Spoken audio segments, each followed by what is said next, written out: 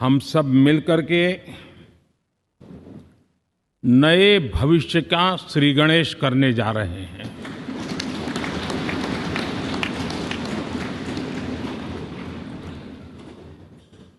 आज हम यहाँ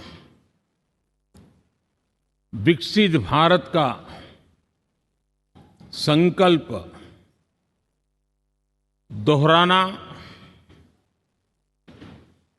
फिर एक बार संकल्पबद्ध होना और उसको परिपूर्ण करने के लिए जी जान से जुटने के इरादे से नए भवन की तरफ प्रस्थान कर रहे हैं।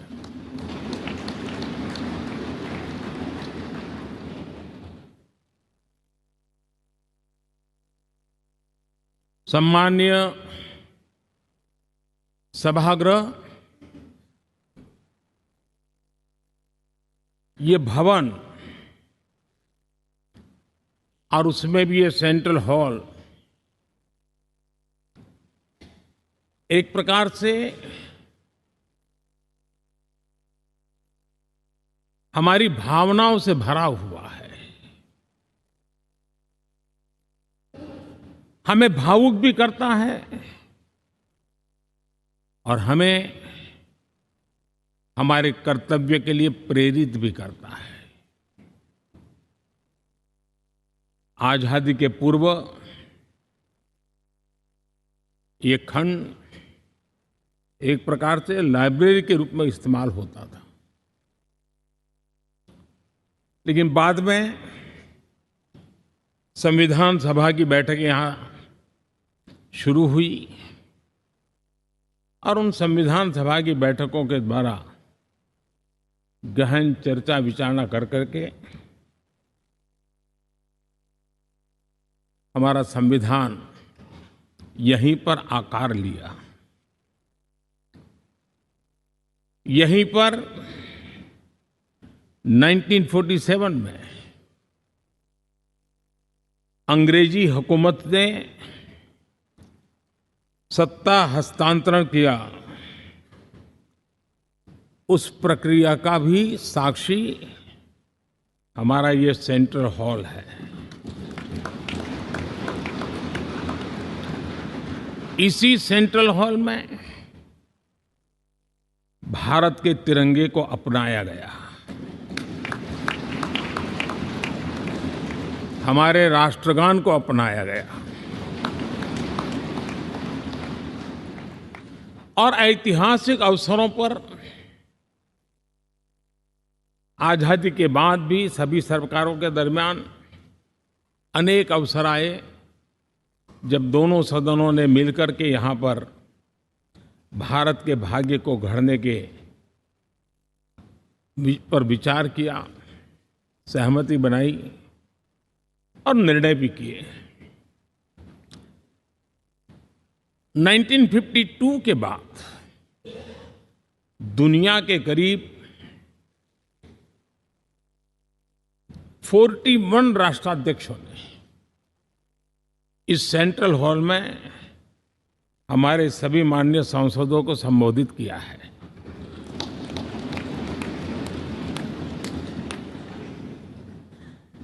हमारे राष्ट्रपति महोदयों के द्वारा 86 बार यहां संबोधन किया गया है।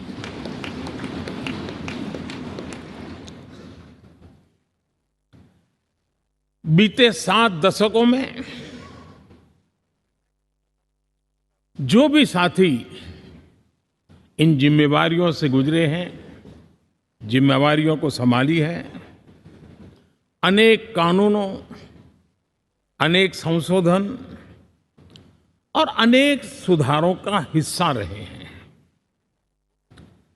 अभी तक लोकसभा और राज्यसभा ने मिलकर करीब करीब 4000 से अधिक कानून पास किए हैं।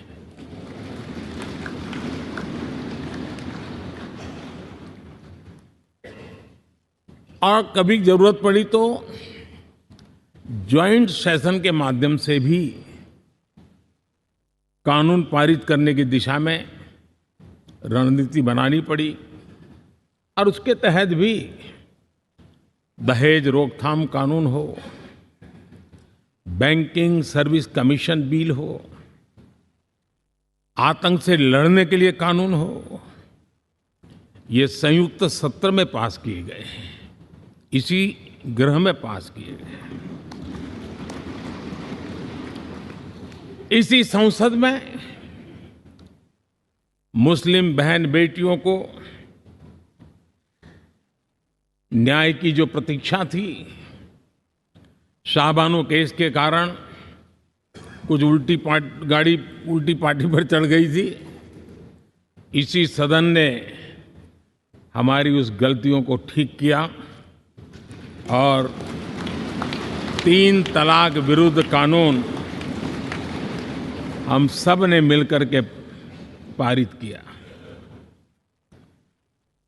संसद ने बीते वर्षों में ट्रांसजेंडर को न्याय देने वाले कानूनों का भी निर्माण किया।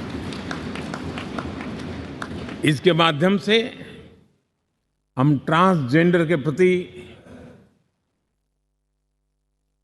सद्भाव और सम्मान के भाव के साथ उनको नौकरी, शिक्षा, स्वास्थ्य, बाकी जो सुविधाएं हैं, एक गरिमा के साथ प्राप्त कर सके, इसकी दिशा में हम आगे बढ़े। हम सभी ने मिलकर हमारे दिव्यांग जनों के लिए भी उनकी जरूरतों को देखते हुए, उनके एस्पिरेशंस को देखते हुए ऐसे कानूनों का निर्माण किया जो उनके लिए उज्जवल भविष्य की गारंटी बन रहे हैं। आर्टिकल 370 हटाने से लेकर वो विषय ऐसा रहा जो शायद ही कोई दशक ऐसा होगा कि चर्चा न हुई हो, चिंता न हुई हो और मांग न हुई हो। आक्रोश भी व्यक्त हुआ, सभागृह में भी हुआ, सभागृह के बाहर भी हुआ। लेकिन हम सबका सौभाग्य है कि हमें सदन में आर्टिकल 370 से मुक्ति पाने का, अलगाववाद, आतंकवाद के खिलाफ लड़ाई लड़ने का एक बड़ा महत्वपूर्ण कदम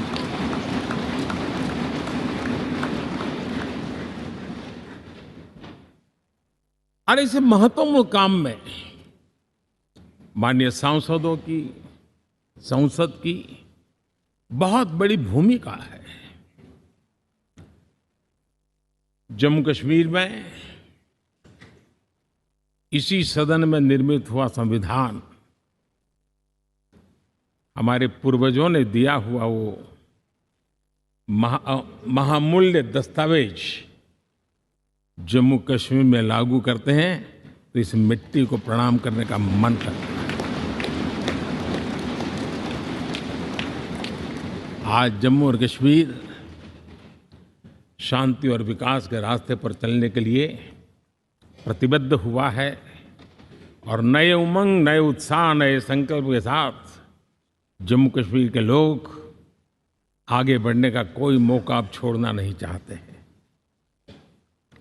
ये दिखाता है कि संसद के सदस्यों ने मिलकर के संसद के भवन में कितने महत्वपूर्ण काम किए हैं।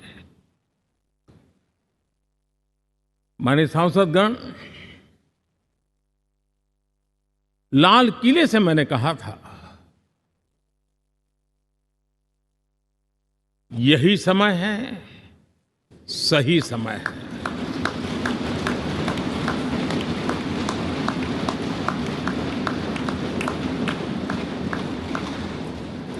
एक के बाद एक घटनाओं की तरफ हम नजर करेंगे। हर घटना इस बात का गवाह दे रही है कि आज भारत एक नई चेतना के साथ पुनर्जागृत हो चुका है।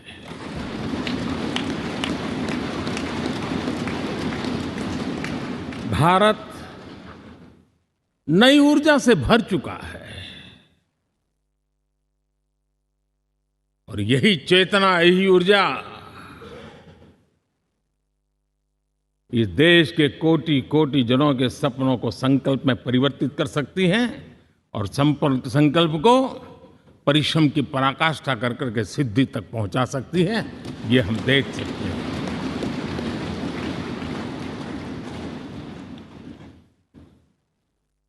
और मेरा विश्वास है, देश जिस दिशा में चल पड़ा है, इच्छित परिणाम अवश्य प्राप्त होंगे।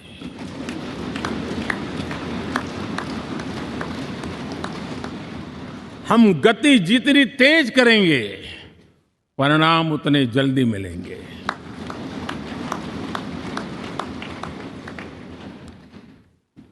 आज भारत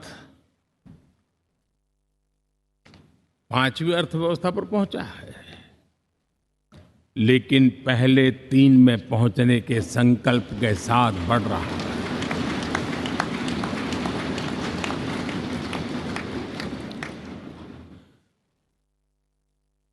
और मैं जिस स्थान पर बैठा हूं, जो जानकारियां प्राप्त होती है, उसके आधार पर विश्व के गणमान्य लोगों से बातचीत करता हूं, उसके आधार पर मैं बड़े विश्वास से कह रहा हूं, हम में से कुछ लोगों की निराशा हो सकती है, लेकिन दुनिया आश्वस्त है कि भारत टॉप 3 में पहुंच के रहेगा।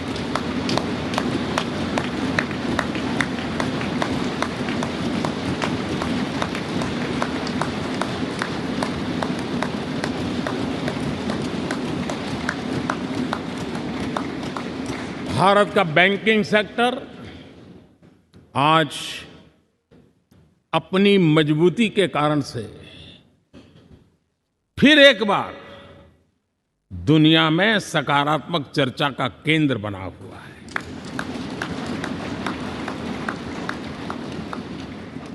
भारत का गवर्नेंस का मॉडल, यूपीआई,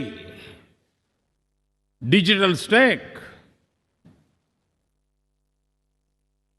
मैं इस G20 में देख रहा था, मैंने बाली में भी देखा। टेक्नोलॉजी की दुनिया को लेकर के भारत का नौजवान जिस प्रकार से आगे बढ़ रहा है, पूरे विश्व के लिए कौतुक भी है, आकर्षण भी है और स्वीकृति भी है।